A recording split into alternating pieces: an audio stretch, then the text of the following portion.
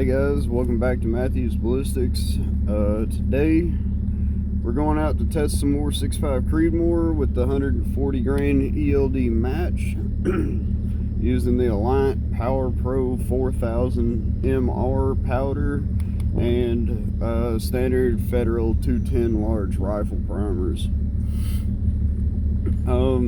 I'm picking up where I left off in the last phase of testing, which was we ended at 42.7 grains. So this time I started at 42.7 grains and worked my way up to 44.8 grains, which is a little over the published maximum. The published max I think ended at 44.6. Like I said, I went up to 44.8 and hopefully from there I'll be close to where I want to be. I'm going for 2,800 feet per second at, that's my goal, is at least 2,800. If I get a little more than that, great. If if it's a little under that, depending on if there's any signs of pressure, flattening primers and whatnot, I may or may not go higher. I may just live with it. So anyways, headed over to the range, and also got a new scope on the rifle. It's an Arkin Optics SH4 Gen 2. It is the 6-24 by 50, and we're gotta get that thing zeroed out. So a few different things to do today. We're gonna get to it.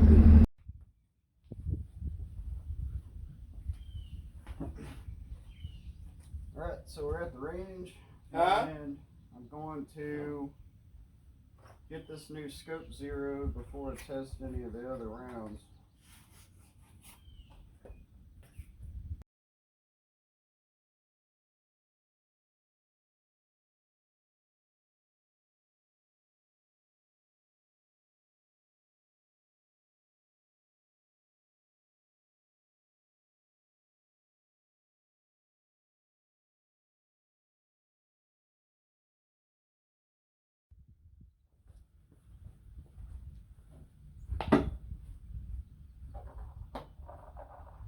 Now we're gonna test some hand loads, the 140 grain ELD match, picking up where I left off last time at 42.7 grains and working up to 44.8.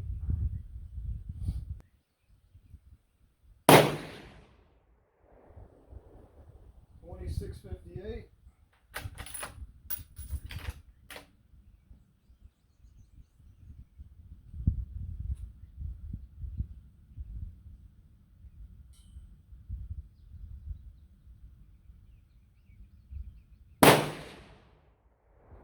2672.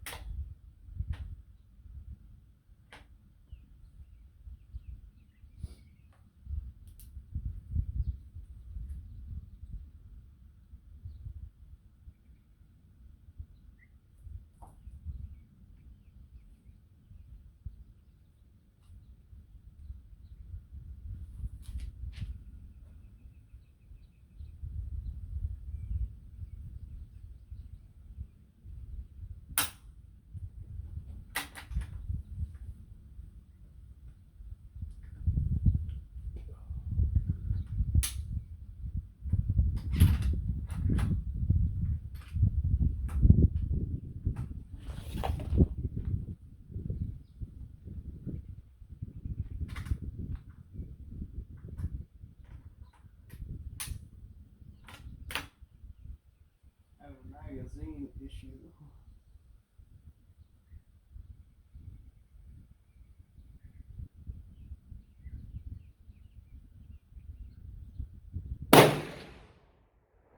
$26.78.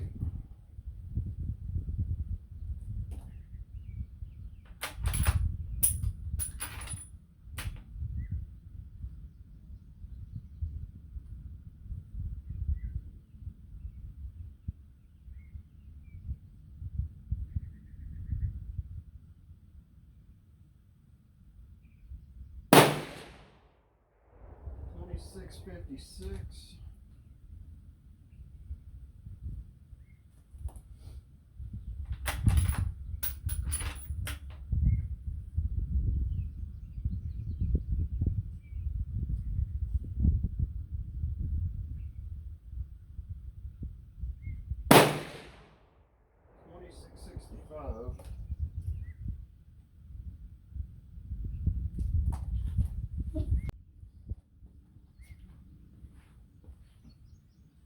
Moving on to 43.0 grains.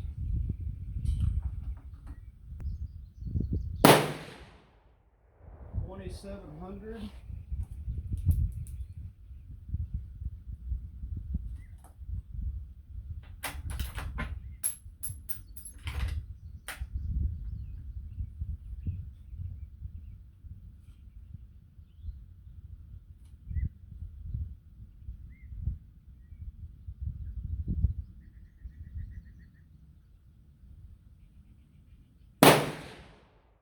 2686.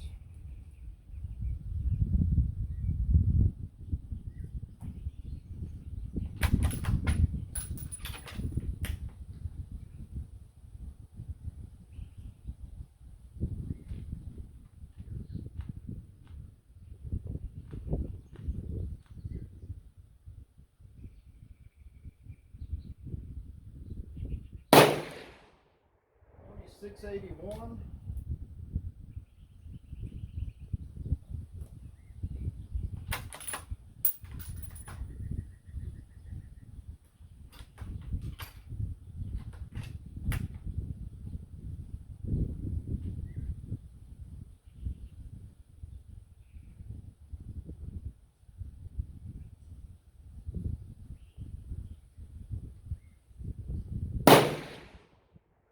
2716.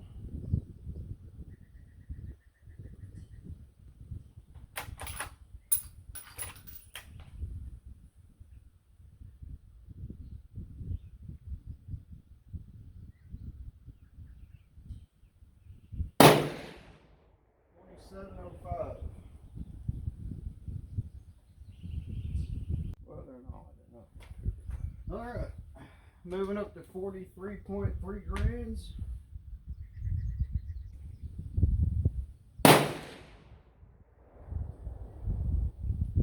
2727.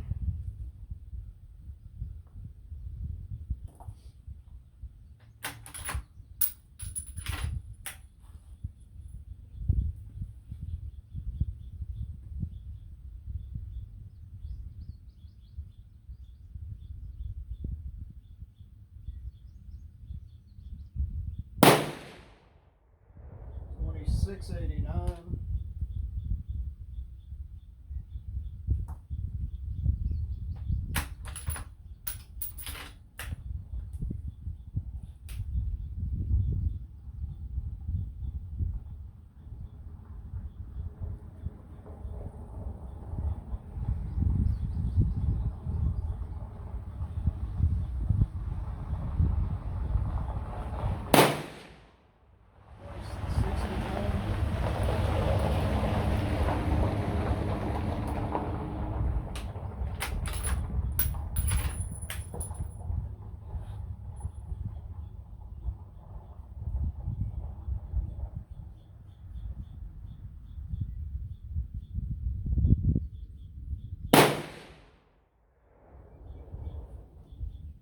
2707.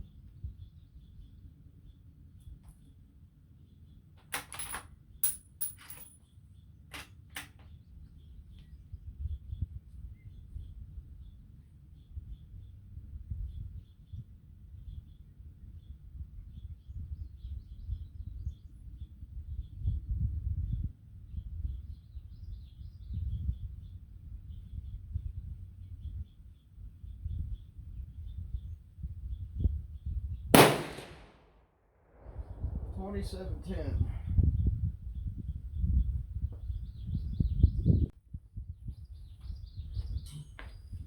All right, moving on to 43.6 grains.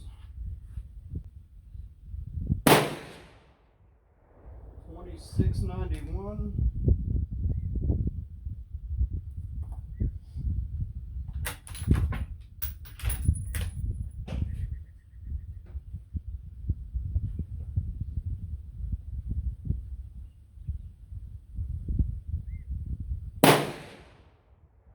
$26.85.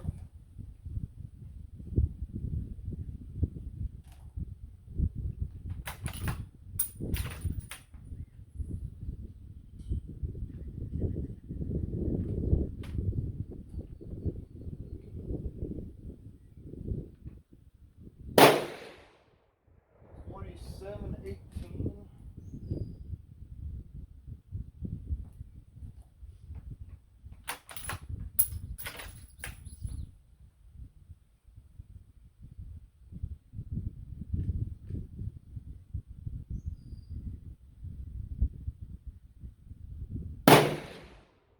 $26.73.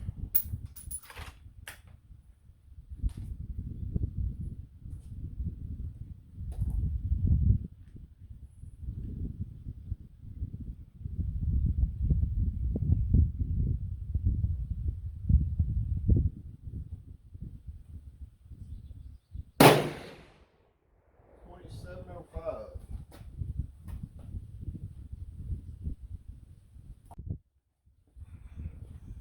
All right, go on to 43.9 grains on a new target.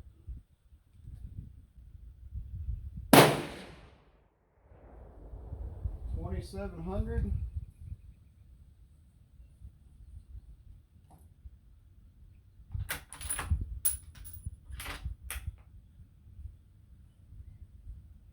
And I am checking the brass every time I change loads going up, just to make sure there's no signs of pressure.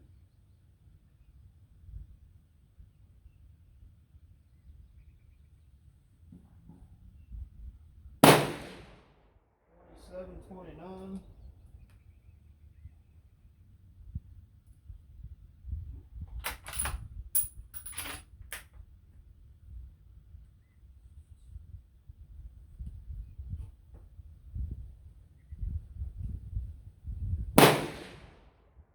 $27.22.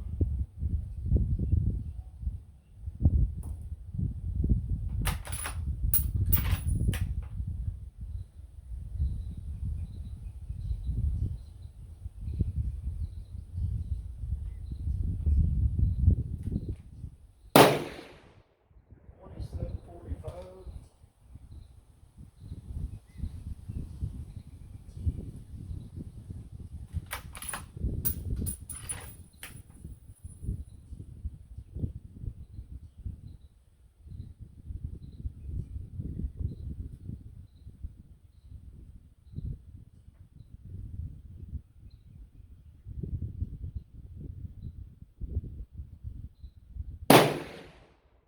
$26.99.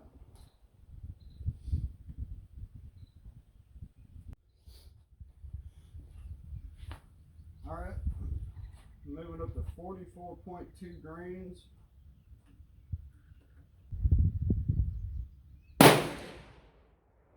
$27.27.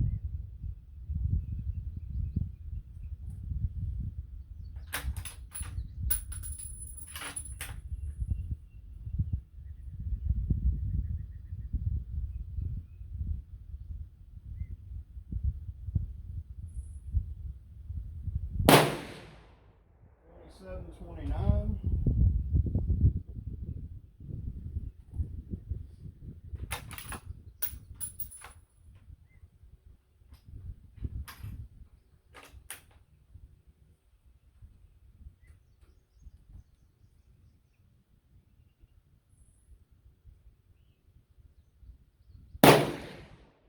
$27.06.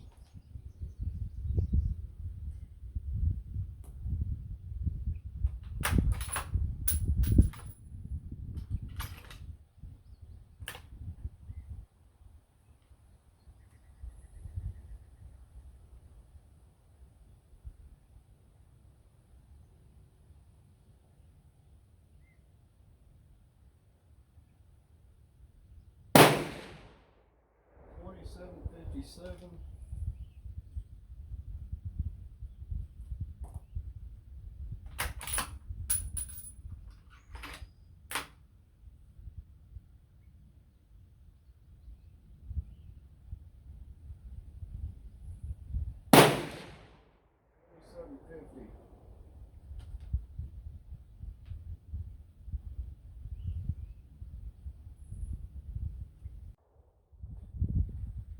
Alright, last little bit to go. Got the rifle pulled back down. Going to 4.5 grains. 2778.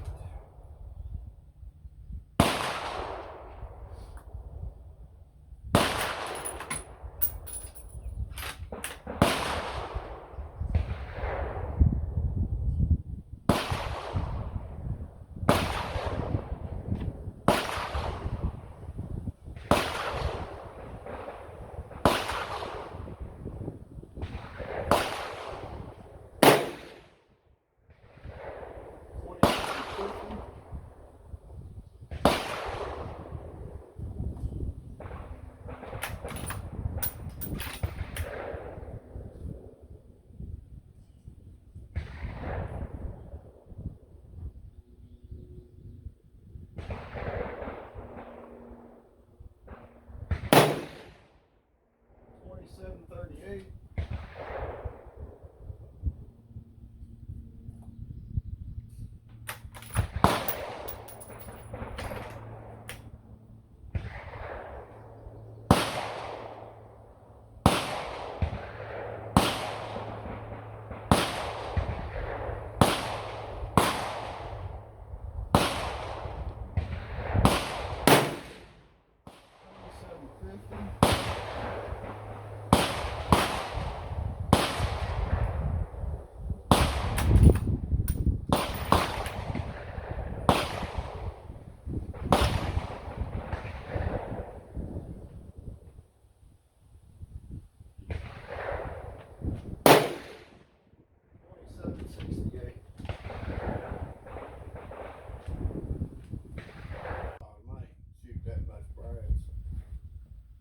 Last set of rounds at 44.8 grains. 2761.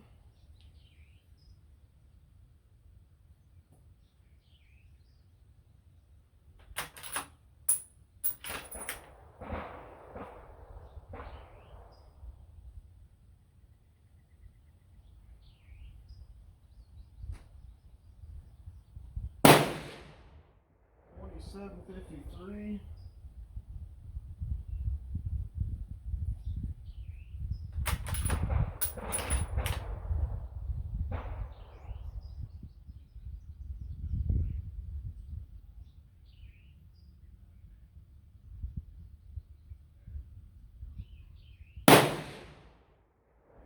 $28.23.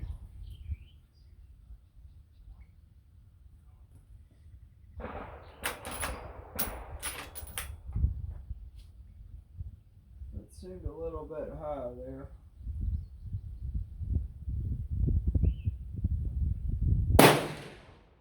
$27.70.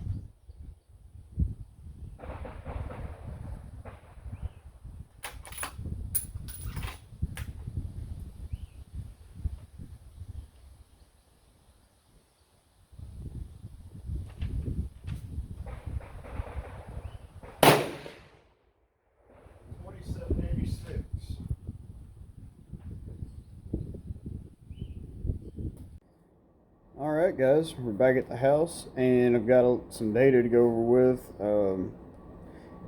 Didn't show you guys the targets at the range. Of course, doing those, shooting them actually on paper while I'm working the load data up. Some people recommend not doing that until you find the velocity node you're looking for and then work on the accuracy with bullet seeing depth and all that. But out of curiosity, I always wanted to just see how accurate these rounds were while I was working up the load data. So I'm going to go over the numbers just a little bit. we're going to get into that, and then I'm going to show you guys the targets. And so this is going to be the accurate truth here. Alright, you guys know that I don't care to play off and show you the one good group that I shot all day. I'm going to show you every group. And, you know, I'm not like a lot of people that go out to the range and they might shoot a little video or film a little bit and then show you this one spectacular half MOA group that they got, or whatever, half-inch group, whatever it is, but they don't show you the other 15 groups that were not even in one MOA. But me, I'm going to show you it all so you know what I was working with and you know every little bit of detail, because it's all important. If you try to exclude certain details and certain, you know, things just because they don't fit what you're trying to show people, you're only hurting yourself in the long run as far as your load data goes. So let's get into this. When we left off on the last one, I worked up to a load of 42.7 grains, and it was also the best load of the previous data, I believe, as far as the extreme spread. It had the best extreme spread. It was also the smallest group. Actually, it wasn't the smallest group, but it was under 1 inch. It was 0.910 inches. So pretty small group, but it had the lowest extreme spread and velocity of 35. And so we're going to look at the difference between that one and this one. So where we left off at, I had an average velocity of a 5-shot group at, this is at 42.7 grains. It was 2,654 feet per second. The extreme spread was 35 feet per second, and the group size was 0.910 inches. That's not MOA, that's in inches. The MOA makes it sound slightly better than that. But now, today's group, I did the exact same 5-shot group with 42.7 grains as my starting point for today. And my average was 2,666 feet per second. So the average come up about 11-12 feet per second. The extreme spread went down to 20 feet per second. Standard deviation was 9.3. The group size is 1.128. So not as good of a group, but you know, it's a different day. I've put a different scope on the rifle. You know, we're changing some variables there. And I shot a group of 1.271 inches, which is 1.214 MOA. It's important to note that inches and MOA are not the same value. They're pretty close, but they are not the same value. So, oh shoot. Oh, sorry, I just lied to you guys. The group size on that one was 1.128 inches, which is 1.077 MOA. So, just a hair outside of 1 MOA. Now, the next group, we went to 43 grains, and we got an average of 2,698 feet per second. The extreme spread was 35 feet per second. Standard deviation was 14.2. The group size was 1.271 inches, which is 1.214 MOA.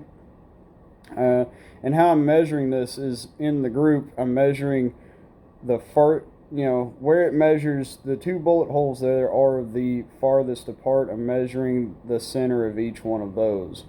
So that's where I'm getting my measurement from. I'm not trying to triangulate the flyers and stuff, but if I got like 4 shots inside of something, the end of my thumb, and then I've got 1 outside, I'm measuring from that outside shot to the outside of the 4 on the opposite side. How, you know, the farthest 2 shots apart from each other, that's what I'm measuring. So my groups are actually better than this, and I'll show you that when I show you the target. You can see what I'm talking about.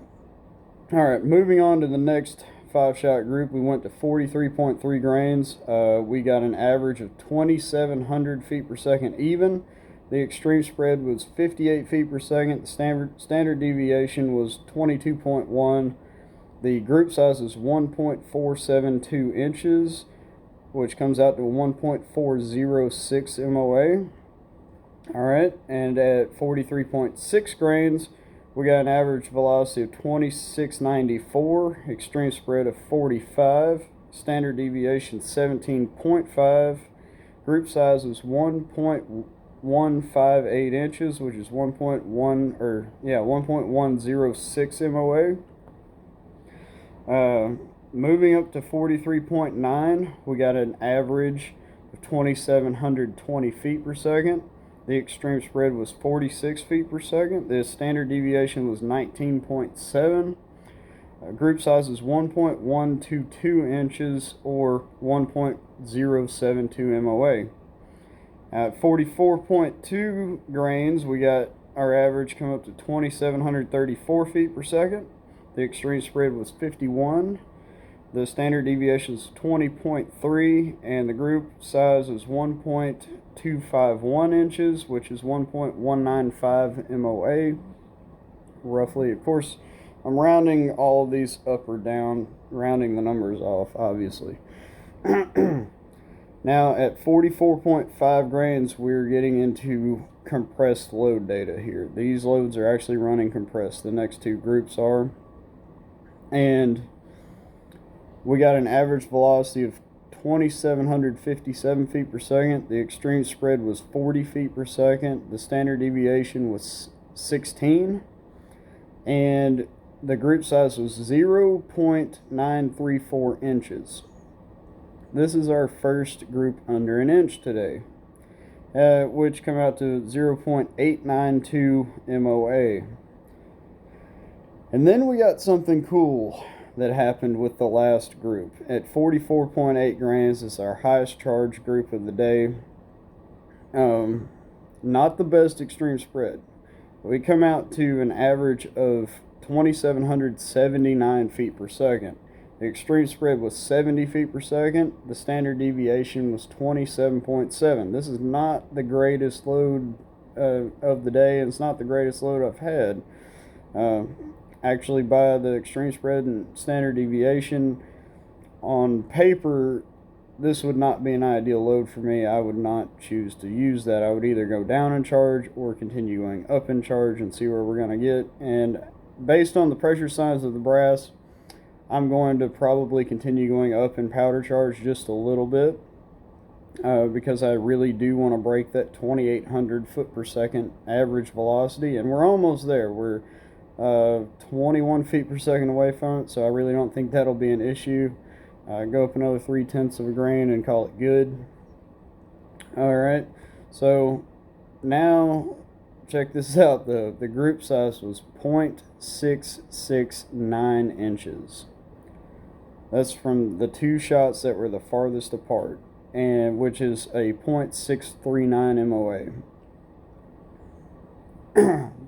All these were shot at 100 yards. So the group that had the worst extreme spread and standard deviation had the best accuracy.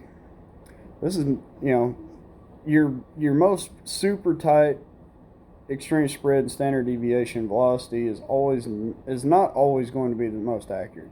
It will tend to be the most consistent, but you can have fluke scenarios like this. This is what I would say was kind of a fluke scenario that group was just tighter than all the rest. And I don't know if it was me just doing everything just right or what was going on, but it's like considerably tighter than all the other groups. So now we're going to look at the targets here. Starting with the one at 42.7 grains. This is what it looks like. And again, so I measured from the center of that hole to the center of this hole down here. They're the two farthest ones apart, and that's where I get my measurement for group size. I don't really worry about how, oh, well, these four are that's actually the group, and that's just a flyer. I'm not excluding the flyers, okay? This is a raw group size for me. And I've got 1.128 inches on that. So, and then we went to 43 grains, even, and it changed quite a bit. And you can tell there's 3 shots stacked on top of each other right there, and then you got the 2 outside of that. So, you know, arguably you could have said that, yeah, that's a much better group size. Like, average is pretty small. And you can also see the difference in charge weight the way the group changes, which is also cool. So just something to look at if you guys want to check that out. I know that I'm filming in selfie mode and the camera's backwards, but I'm going to hold that up here for just a second, and then we're going to go on to the next target. Okay?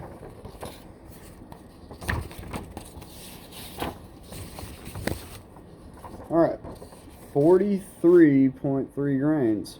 We're pretty narrow. We're not getting a whole lot of deviation side to side on this group, and the wind today was pretty mild. I don't think it ever got over 5 miles per hour at any point.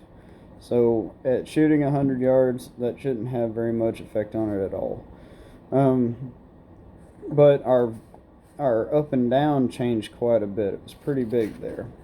And then at 43.6, it, instead of it having much of a vertical dispersion, it had more of a horizontal dispersion. So pretty interesting.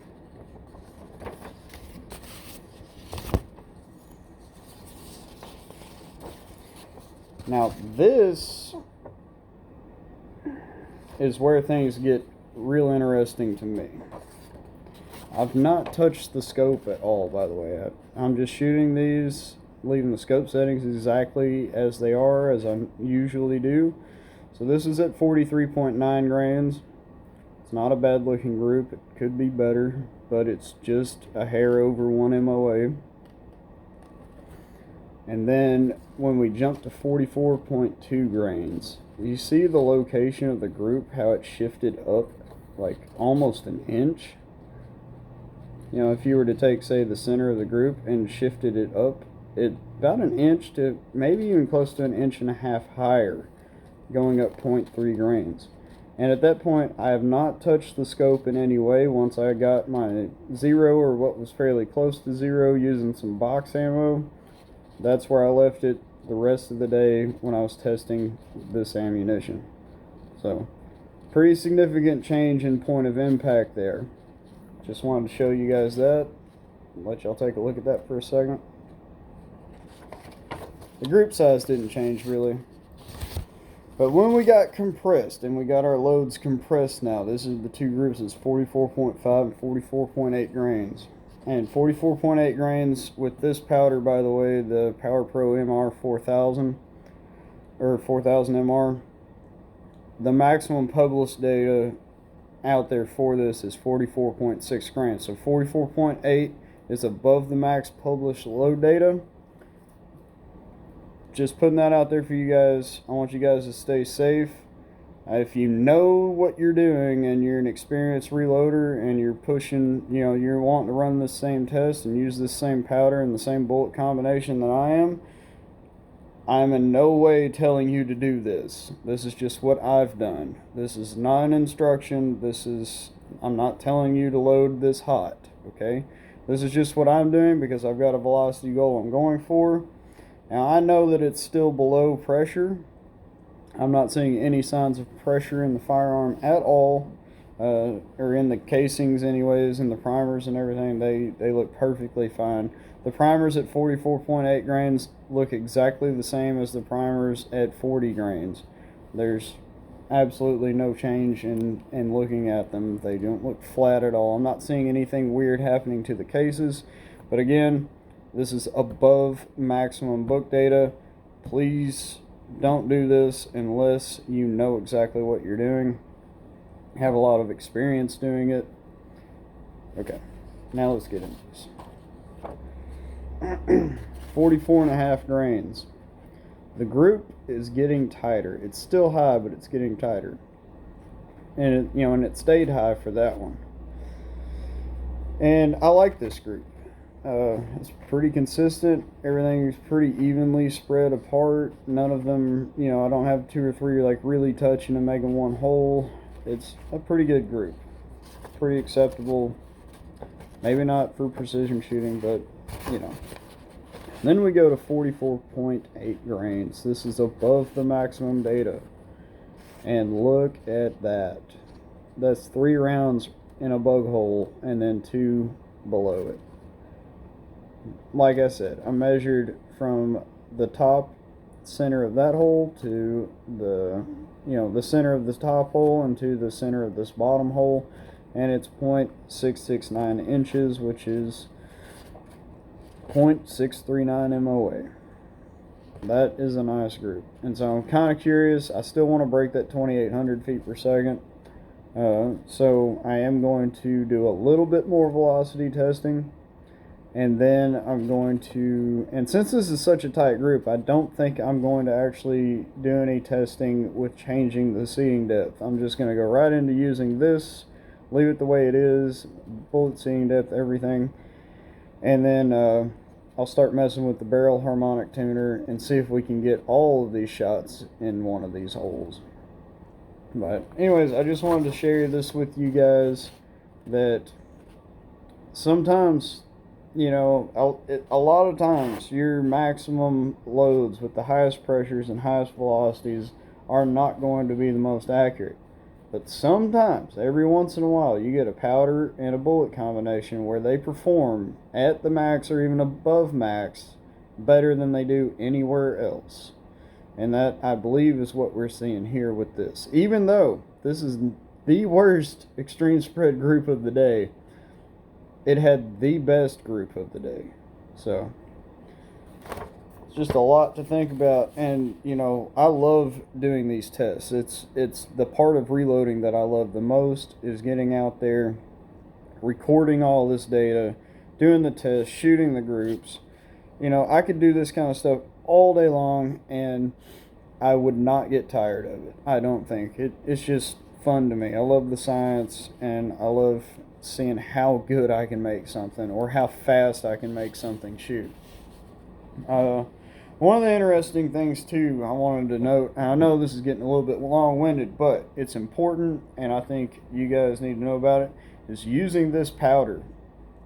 I'm not sure if it's because that I'm using a Magnum rifle powder that would typically be suited for, say, 7mm Magnum or 300 Win Mag or something like that, and I'm using it for 6.5 Creedmoor. But I noticed when the cases get ejected out of the chamber, the temperature of the actual casings is much, much lower than the temperature of the casings I was getting when I was shooting the IMR 4166. And I also noticed that the temperature of the barrel was different. Up near the chamber, for the first 6 or 7 inches of the barrel, it was actually fairly mildly temperature, not very hot. Where it got real hot at was right in the middle. After about 6 or 7 inches from the chamber, it started getting really hot, and then another 6 or 7 inches past that, towards the end, the last 4 or 5 inches of the barrel was actually back the same temperature as the chamber. So right in the middle of the barrel is where the most heat is getting built using this powder. Whereas with the IMR 4166, I noticed that all the heat was back near the chamber, and the brass, when it got ejected out, would be hot enough that if you picked it immediately right up, you're going to burn yourself with it. This powder's not that way. It seems like it's a little bit slower to ignite, and a little bit slower burn, and which is resulting in, I believe, some better velocities, because at the max powder of the IMR 4166, the maximum charge on it for 140 or 145 grain bullet is not even 40 grains. It's about, oh hell, I can go back here and look at it.